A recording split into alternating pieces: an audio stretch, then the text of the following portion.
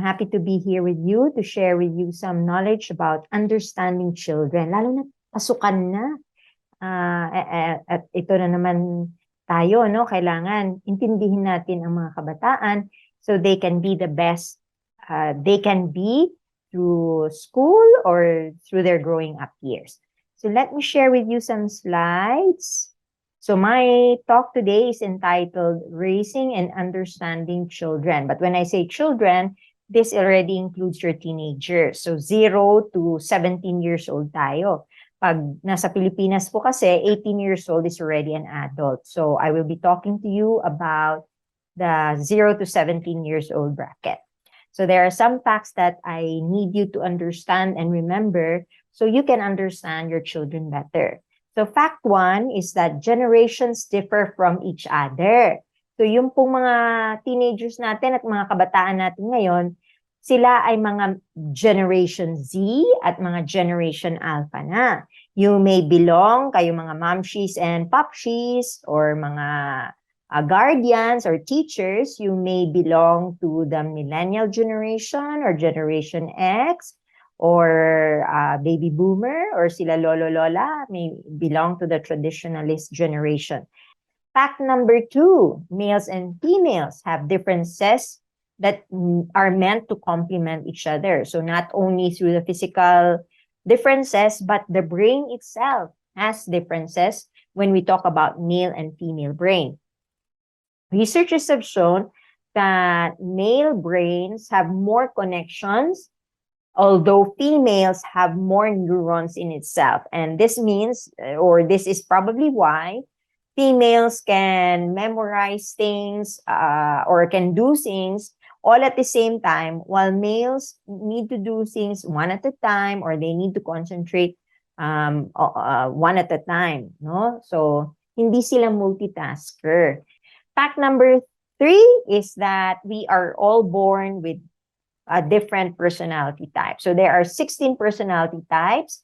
Meaning, combo. Pwedeng mag-combo ang extrovert, sa intuitive, sa thinker, sa judger, or there can be a person who can be an introvert, mahiyain, but intuitive, na feeler, na judger. So, magkakaibang combo. Fact number 4 is that children go through developmental milestones. Meron talagang proseso o meron talagang time for certain things. Hindi lahat ng bagay sabay-sabay. So it's very unfair if you compare your, or if you tell your bunso, o bakit hindi ka kapareho ng kay ate mo o kay kuya mo? That's so unfair. It makes the child have low self-esteem. No? So wag ganoon. Just remember that children go through developmental milestones, and the normal developmental milestones are these. So normally, we are born blind, but we achieve 20/20 vision when we are 6 months old. Fact number 5, children can have mental illness. Yes, as young as 3 years old, 2 years old, they can already be suffering from a mental illness or inborn, no? Pwedeng talaga namang inborn ang mental illness, no? Karamihan.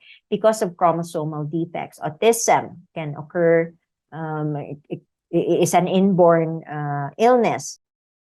So knowing these 5 facts, how then can we help our children the best? Or how can we show them that we love them and help them to be the best they can be?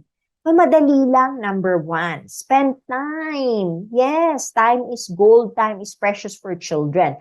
More than the worth of yung mga cellphone na binibili nyo sa kanila or yung mga watches na yan, mga gadgets na yan.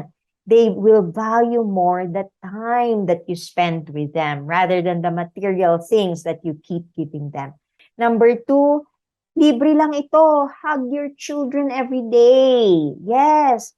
hug will tell your children that you love them, no? Libre lang pati, hindi naman yun, wala kang gagastos eh. But it already builds your child's self-esteem and self-worth. Number 3, listen to your children and encourage them to speak up their mind. Lalo na yung mga teenagers, allow them to say what they think. Kahit na parang ang sakit naman itong sinasabi ng anak ko. No? You have to learn to listen to them. But of course, you set boundaries. You teach them not to use bad words or not to belittle other people or belittle elders. No? So, wag naman ganoon. Number 4, when they have done something wrong, you positively correct them rather than, ayan kasi hindi ka nakikinig sa akin, no? Rather than blame. Instead, sige anak, anong natutunan mo? Nadapa ka. O bakit ka nadapa? Kasi hindi ako nakinig sa iyo, mami. So sa susunod, anong dapat gawin? Makikinig na po ako sa inyo.